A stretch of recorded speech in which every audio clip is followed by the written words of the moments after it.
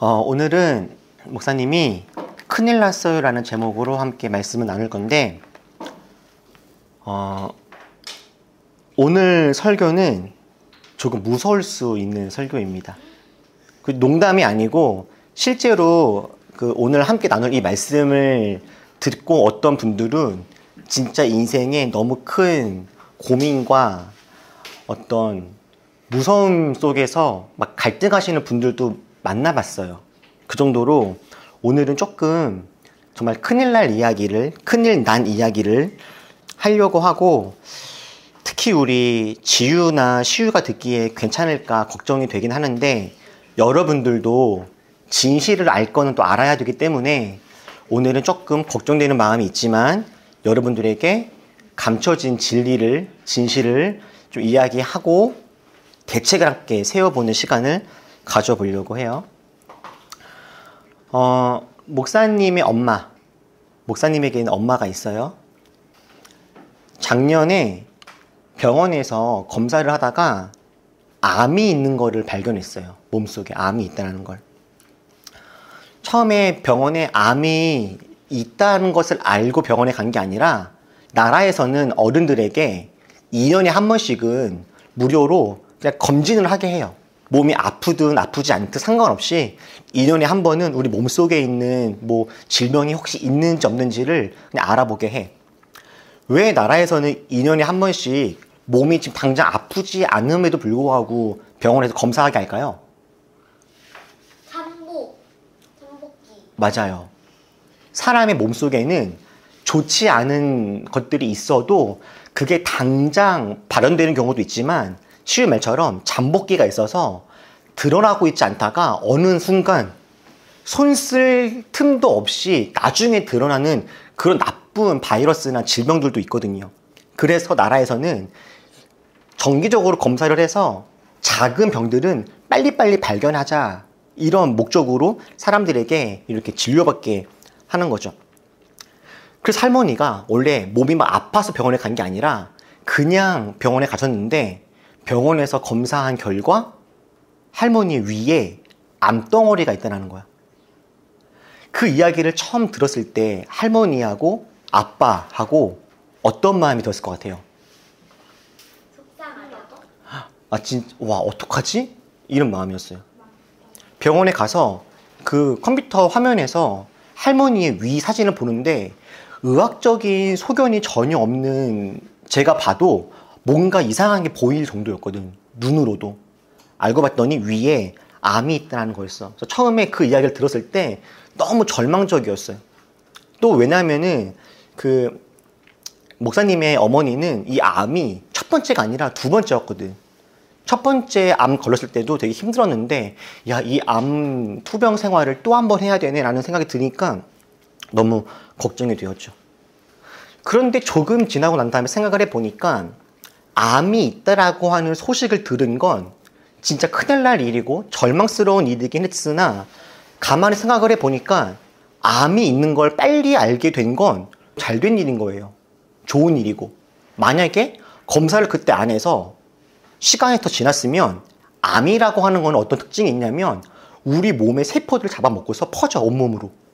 그래서 처음에는 위에만 암이 있다가 이게 막 간, 그리고 막 쓸개, 막 여기 막 여기 식도 막 이런 데로 막 퍼져서 온몸을 못 쓰게 만들거든요. 근데 할머니는 다행히도 위에만 암이 있는 상태에서 발견돼서 이것만 해결하면 되는 상황이었거든. 그래서 가만히 보니까 어떤 어려운 것들, 그리고 좀 속상하고 안 좋은 것들이 있다 할지라도 빨리 발견만 한다면 그것은 어쩌면 우리에게 더 괜찮은 미래를 선물해 줄 수도 있겠다라는 생각이 들어요. 그래서 오늘 목사님은 조금 심각하고 무서운 이야기일 수 있지만 여러분들과 이 이야기를 해보려고 하는 거예요. 여러분, 나이가 어려도 알 건 알아야 되니까 진실 몇 가지를 오늘 알려줄게요.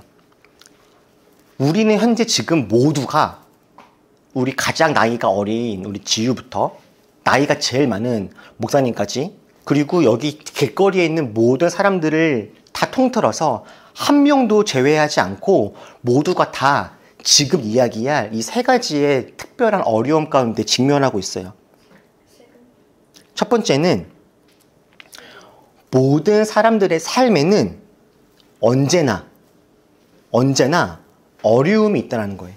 언제나. 삶을 살아가면서 고통이나 고난이나 아픔이나 고민이나 어려움이 없는 사람은 단 한 명도 없어요. 심지어 가끔씩만 힘들고 어려운 게 아니라 언제나. 사람은 언제나 힘들고 어렵고 아픈 상태를 경험하면서 살아가요. 성경책에 보면은 어쩌면 사람으로서는 가장 많이 성공했다라고 이야기할 수 있는 사람 중에 한 명이 솔로몬이라고 하는 사람이 있어. 솔로몬은 왕이었고 돈도 많았고 정말 승승장구했던 사람 중에 정말 대표적인 인물인데, 솔로몬이 이런 고백을 할 때가 있어요. 솔로몬은 나는 여러 가지 큰 일들을 성취했대요. 이미 노력을 해서 이미 얻어냈대. 궁전도 지어보고 포도원도 만들어 봤대요. 정원도 만들어 봤고 과수원도 만들어 봤고 과일도 심어서 열매도 얻어 봤어요. 남녀 종들을 사들이기도 하고 집에서 종들을 또 낳을 수 있도록 또 해봤어. 그리고 누구도 가져본 적이 없을 만큼 많은 소와 양, 수많은 재물도 모았던 사람이 솔로몬이었대요. 은과 금, 임금들이 가지고 있던 나라들의 보물도 받고 모아도 봤어요. 못하는 거 없고 못 누려본 것이 없는 사람이 솔로몬이었대. 그래서 10절에 보니까 나는 원하는 모든 것을 다 얻었대요. 어떨 것 같아요? 여러분들이 원하는 모든 것을 다 얻어. 어떨 것 같아요? 행복할 것 같죠? 오늘도 아침에 은우가 올 때 저한테 60만 원만 달라고. 그 60만 원만 주면은 은우가 닌텐도 2를 사고 싶대요. 근데 그 이야기를 하면서 은우가 어떤 공약을 내세웠냐면, 아빠가 60만 원만 줘서 닌텐도 2만 사면 은우는 앞으로 아주 오랜 기간 용돈을 안 받겠대. 그리고 그것만 사면 앞으로 어떤 것도 사달라는 이야기를 하지 않을 거래. 그쵸? 아, 거기까지는 아니에요? 그냥 60만 원 주면은 그 용돈 미리 한 거를 미리 받겠다. 아, 용돈을 그럼 미리 받고 나중에 안 받겠다 정도? 자, 아마 그 은우의 이야기를 들어보니까 은우는 닌텐도 2를 지금 사면 당분간은 특별히 갖고 싶은 게 많이 없거나 용돈이 그리 필요하지 않을 만큼 절약하면서 삶을 살아도 충분하겠다라고 생각을 하고 있는 것 같아요. 그렇게 우리가 각자가 뭔가 원하는 게 있겠죠? 물건일 수도 있고 어떤 위치일 수도 있고 뭐 반에서 1등 하고 싶은 마음일 수도 있고 대학교일 수도 있고 친구들한테 인기를 얻고 싶을 수도 있고. 근데 이걸 다 얻어본 사람이 누구라고? 솔로몬이라고 하는 사람이래. 자, 근데 솔로몬이 이렇게 고백해요. 11절. 그러나, 같이 읽어볼까? 11절만. 시작. 그러나 내 손으로 성취한 모든 일과 이루려고 애쓴 나의 수고를 돌이켜보니 참으로 세상 모든 것이 헛되고 바람을 잡으려는 것과 같고 아무 보람도 없는 것이었다. 솔로몬은 일평생에 근심하며 수고하는 것이 슬픔뿐이었대요. 원하는 모든 것을 다 가졌는데도 불구하고 그런 솔로몬이 나중에 자기 인생을 돌아보니까 다 이루었는데 그럼에도 불구하고 인생은 힘들고 어려운 거야 라는 고백을 했다는 거예요. 여러분, 사람이 아무리 이 땅을 살아가면서 행복하게 삶을 살아가고 싶어도 각자가 어찌할 수 없는 것들도 있어. 가령 전쟁이 났어, 나라가. 사람들이 아무리 나는 전쟁을 피하고 싶어요 라고 이야기를 해도 전쟁을 피하지 못하는 사람들이 있죠. 기후가 자꾸 날씨가 어두워져. 너무 더워지거나 비가 많이 오거나 막 해일이 오거나 사람이 어떻게 막고 싶어도 막지 못하는 경우들이 있어요. 어떤 사람은 태어나서 살다 보니까 의도치 않게 자기가 정말로 원치 않았는데도 자기가 감당할 수 없는 불치병에 걸리신 분도 있고, 어떤 사람들은 갑자기 사고를 당하기도 해요. 살아가다 보면 특별히 이런 일이 아니라 할지라도 여러분들은 이미 심지어 우리 지육까지도 어떤 것을 경험하냐면은 경쟁을 해야 돼요. 우리는 경쟁을 해서 누군가보다 더 높이 올라가려고 해야 되고 더 많이 모으려는 삶을 살아가야 돼요. 살아가다 보면 의도치 않게 몸이 아프기도 하고 마음이 아프기도 하고 또 때로는 그 누구도 이유를 알 수 없는 육체적인 또는 정신적인 그런 고난을 당하는 경우도 되게 많아. 어떤 사람들은 너무 다행히도 전쟁도 겪지 않고 날씨가 막 힘들고 어려워도 다 피할 수 있는 그런 환경 가운데 있는 사람들이라 할지라도 사람들 마음에는요, 욕심이라는 게 있어. 욕심이 없는 사람이 없어. 근데 문제는 욕심이라는 게 사람을 얼마나 힘들게 하는지 욕심이 생기잖아요? 그럼 그것 때문에 사람들이 괴로워져. 은훈의 집에는 놀랍게도 닌텐도 1이 이미 있어요. 그런데 닌텐도 2가 갖고 싶어. 그러니까 괴로워. 닌텐도 2를 사면 어떨까요? 기뻐요. 기쁘죠? 얼마나 기쁠까요? 엄청 기쁘겠죠? 언제까지 기쁠까요? 올해? 닌텐도 3가 나올 때까지. 3가 나올 때쯤 바뀌겠지. 여러분들도 아시는 분들은 아시겠지만 목사님은 기계를 좋아하는 사람이에요. 목사님은 애플 핸드폰을 좋아해요. 지금은 16 버전이 나왔지만 이거는 그 직전에 나왔던 신제품 아이폰이 있죠. 목사님한테는 애플 펜슬도 있어요. 저에게는 애플 아이패드도 있어요. 아이패드가 우리 집에만 3개가 있어요. 그리고 목사님은 애플 워치도 있죠. 이거 하나하나를 살 때마다 오랜 시간을 들여서 알아봤어. 어떤 것인가. 그리고 알아보고 스펙도 보고 디자인도 보고 그걸 보면서 마음속에 저거 너무 갖고 싶다. 물론 저거 너무 필요하다라는 생각이 있었지. 그쵸. 그래서 저 솔직히 말해서 목사님은 은우의 스위치 2를 사고 싶어하는 마음을 목사님은 너무너무 잘 알아요. 아, 저거 갖고 싶겠다. 필요하겠다. 저것이 있으면 일상의 스트레스 날려버릴 수 있고 아빠의 테슬라 같은. 친구들과 함께 즐거움을 누릴 수도 있고. 맞아요. 그래서 목사님도 지금 사고 싶은 것들이 여러 개가 더 있어. 근데 목사님이 이런 것들을 사면서 하나 깨달은 게 있어요. 아이폰을 샀을 때 여러분 케이스가 있지만 이 케이스를 벗기면 어떤지 아십니까? 예뻐요. 예뻐요. 정말 이렇게 말하고 싶어. 이뻐요보다는 이런 말하고 싶어. 영롱하다. 이런 말 압니까? 영롱하다? 예. 그 이쁘다라고 담기는 조금 어려운. 그리고 저는 이렇게 가끔씩 케이스를 빼고서 볼 때마다 이놈들 참 잘 맞는 애. 이런 생각을 해요. 이 시대의 기술력. 전 세계 1위 회사답다라는 생각을 하죠. 그래서 사고 나서 너무 좋았어. 와, 대단하다. 진짜 기술이. 그런데 얼만큼 좋았을까요? 언제까지? 이거 사고서? 새로운 게 나올 때까지. 한 2주 정도 좋아, 기분이. 2주 정도.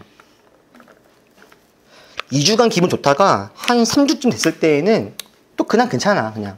그리고 새로운 게 또 나왔다. 그러면 이거는 그만 보고 싶고 새로운 걸 보고 싶어. 근데 그 새로운 게 지금 사모님한테 있어. 저걸 언제 갖고 와야 되나. 그렇죠. 이런 고민들을 지금 막 하고 있어요. 우리 사람 마음속에는 이런 욕심과 욕망들이 계속 있거든. 여러분 만약에 우리 삶 속에 한 100억이 있어. 100억. 그러면 더 이상 우리는 고민할 것이 없어질까요? 100억이 있으면? 아니요. 뭐였지? 100억이 있는 사람이 갑자기 슬퍼지거나 힘들어지는 순간이 옵니다. 언제 그런지 아세요? 배우가 다 썼을 때. 1000억이 있는 사람이 갑자기 마음이 슬퍼지고 힘들어질 때가 있어요. 그 사람 마음속에 아 불행하다, 아 힘들다 이렇게 느낄 때가 있어. 행복하지 않다 느낄 때. 언제일까요? 1000억이 있는데 어느 날 모임에 갔는데 2000억 있는 사람 만났어. 그럼 그때부터 기가 확 죽어요. 나는 1000억이 있는데 저 사람은 2000억이 있어. 저 사람은 1조가 있대. 이때 자기는 원래 내 나름대로 내 동네에서는 내가 1등이었거든? 일로 와보니까 1조 있는 사람 앞에서 나는 완전히 쭈구리야. 이렇게 사람이 누군가와 비교하면서 내가 저 사람보다 더 낫다라고 느끼는 순간 시기, 질투, 욕망 이런 게 생기거든요. 사람 마음 속에 다가오는 이 시기와 질투와 욕망들은 사람들로 하여금 불행함을 느끼게 해요. 힘들게 하고 행복하지 못하다고 느끼게 해요. 거기다가 사람들은 이런 것도 있어. 그래, 이제는 내가 나의 삶을 돌아보니까 걱정할 게 없다, 별로. 다 이루었다라고 싶어하는 그 순간에, 걱정할 게 없다라고 느껴지는 그 순간에 사람들은 또 어떤 걸 걱정하는지 알아요? 나에게 걱정 없는 이 순간이 없어질까 봐 걱정해요.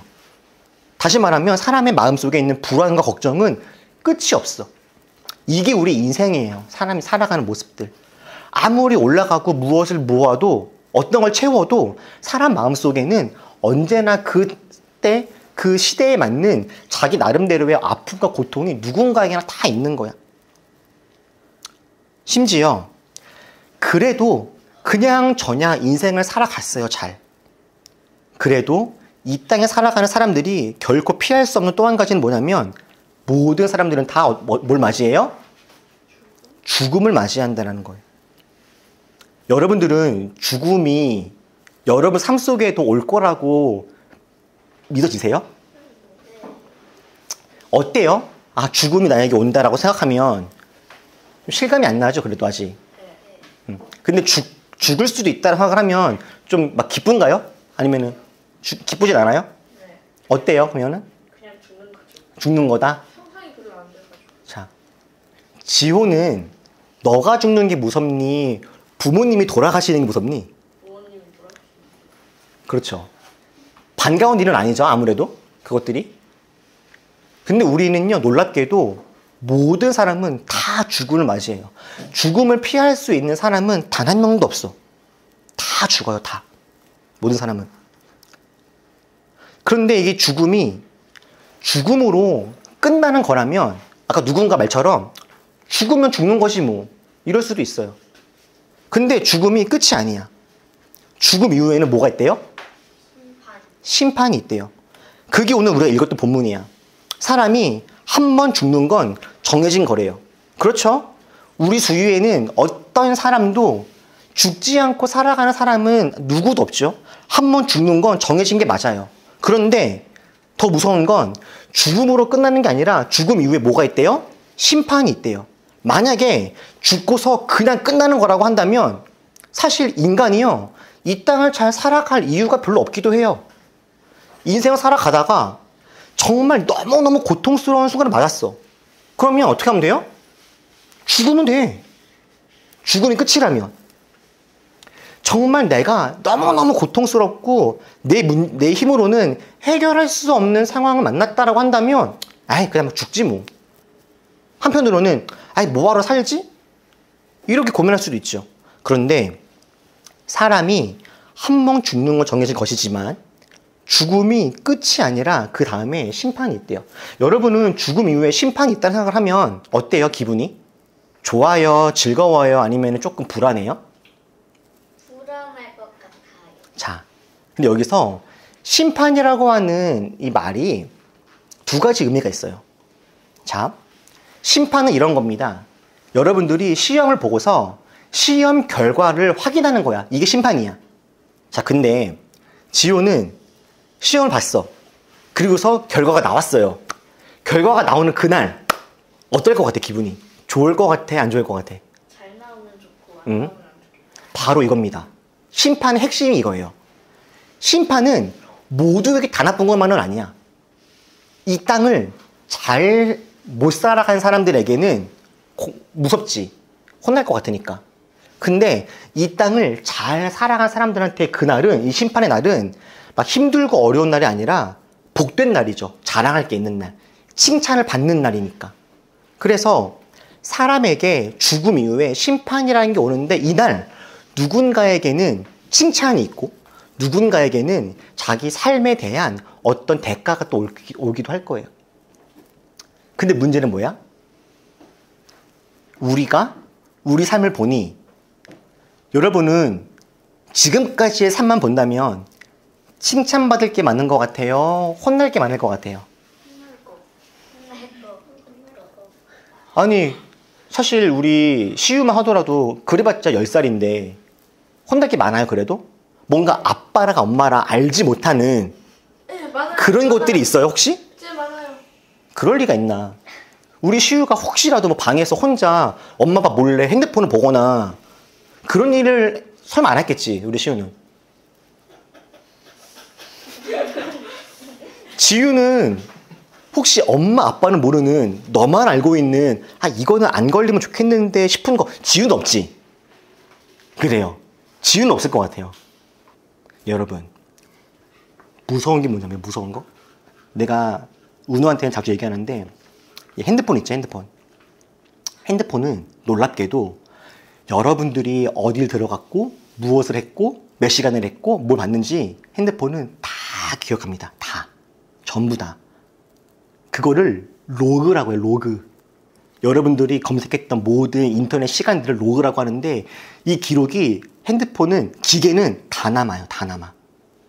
그래서 요즘에 나쁜 아저씨들이 핸드폰으로 범죄를 저지른 다음에 어떻게 하겠어, 핸드폰을?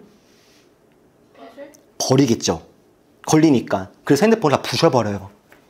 놀랍게도 요즘 현대 과학은 부셔버린 핸드폰을 다 복구할 수도 있어.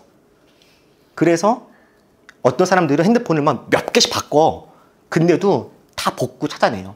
얘가 몇 월 며칠 날 언제 어떤 사이트에 들어갔고 무엇을 했고 누구한테 무슨 이야기를 했고 카톡이 뭘 했고 어떤 마음이었고 이거를 다 밝혀내. 근데 이거는 우리 시대니까 이렇게 알 수 있는 거잖아요. 근데 성경에는 하나님은 우리의 삶의 모든 순간을 이 로그 기록처럼 다 기록하고 알고 계신대. 그러니까 우리가 심판의 날에 숨길 수 있는 게 아무것도 없는 거야. 심지어 뭐도? 우리 마음과 생각도.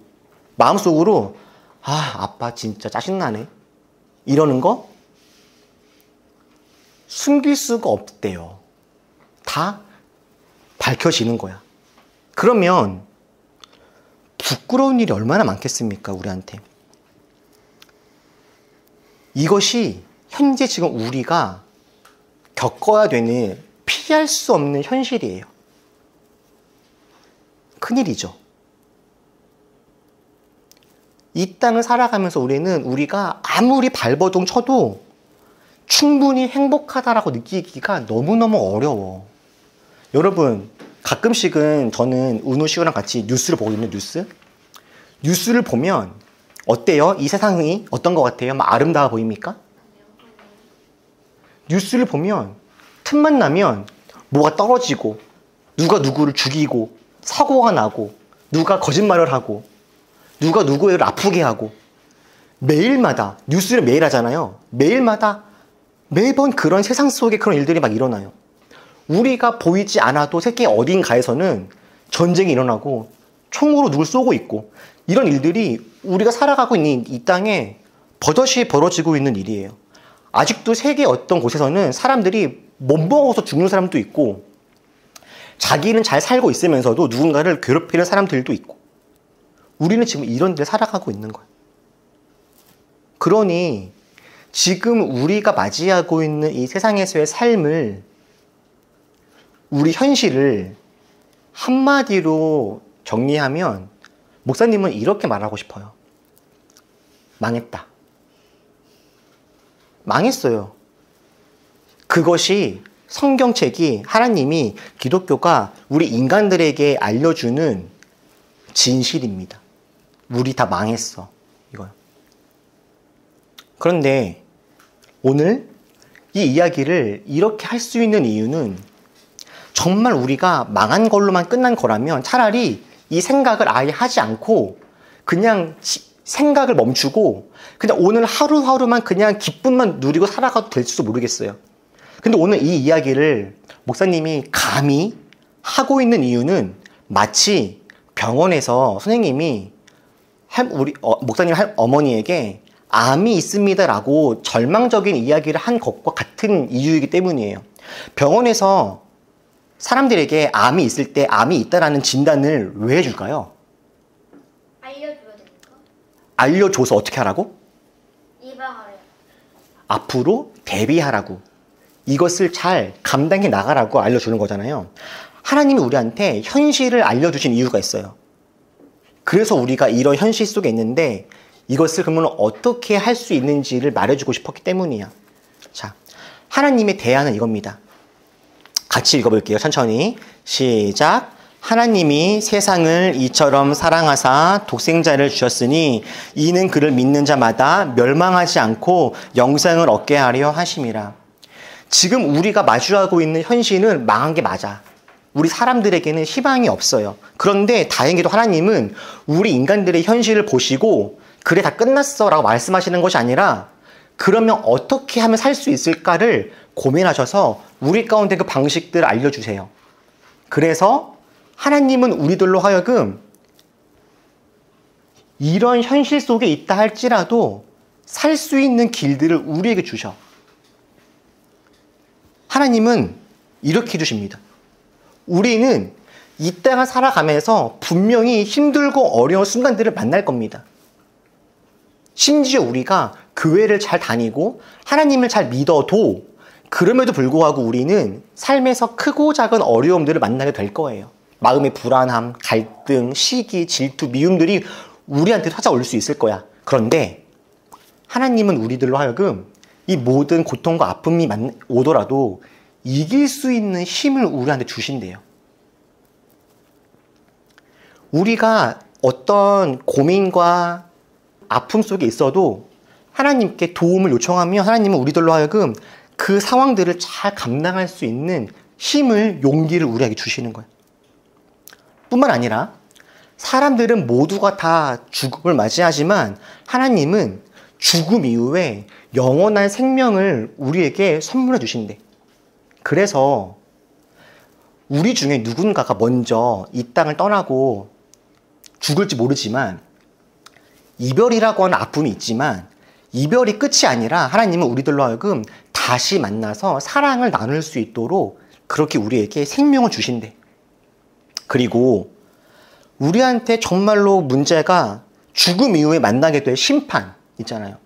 우리가 이 땅에서 아무리 착하게 살려고 해도 우리 마음속에 피어나는 어떤 이런 막 짜증, 누군가에 대한 원망, 게으름, 어떤 죄들 이런 것들을 피할 수가 없는데 잘못을 안 지을래야 안 지을 수가 없는데 근데 하나님은 우리가 잘못을 해도 우리를 용서하시고 또 우리가 잘한 것들이 있다면 칭찬하실 거래요. 현재 우리가 경험하고 있는 현실은 사실 고통스럽고 힘들고 좀 답답한 게 있지만 하나님은 우리들로 하여금 소망과 희망을 주시겠다라고 하는 거야. 이 땅을 살아가면서 하나님 안에서 기쁨을 누리고 죽음이라고 하는 것이 우리를 두렵게 하지만 그것 때문에 우리가 막 걱정하지 않고 하나님 안에서 서로를 돌아보면서 이 땅을 잘 살아갈 수 있는 힘들을 우리 가운데 주시는 거죠. 저는 우리 모두가 무시할 수 없는 우리 앞에 큰 어떤 문제들 앞에 있지만 하나님 안에서 이것들을 잘 이겨내고 기쁨을, 소망을, 희망을 누리면서 살아갈 수 있는 우리 모두가 되면 좋겠어요. 우리 올리브 교회가 있는 이유는 우리들만 이렇게 희망 속에 살아가는 것이 아니라 이 세상에 있는 함께 어려워하고 있는 수많은 사람들을 함께 하나님 안에서 희망과 기쁨을 누릴 수 있도록 이끌어가 주기 위함이기도 하거든요. 우리가 그렇게 우리도 기쁨으로 살고 다른 사람들에게도 희망을 선물하면서 살아가는 그런 하나님의 귀한 아들로 딸로 자라가는 우리 모두가 될 수 있기를 주님의 이름으로 축복합니다. 기도하겠습니다.